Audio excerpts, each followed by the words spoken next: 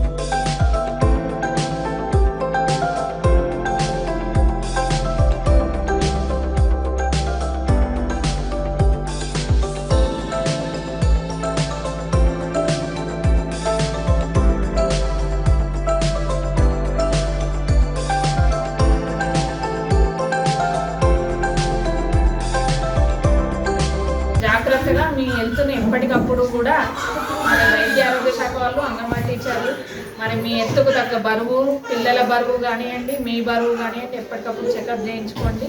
మంచి ఆరోగ్యవంతమైన బిడ్డను కనండి.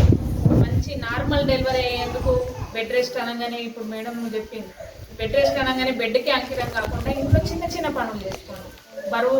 బాగా బరువైన పనులు కాకుండా నార్మల్గా మనం ఇంట్లో చేసుకుని చిన్న చిన్న మన పనులు మనం చేసుకొని మంచి ఆరోగ్యంగా ఉండండి. ఆరోగ్యవంతమైన బిడ్డలు కనండి.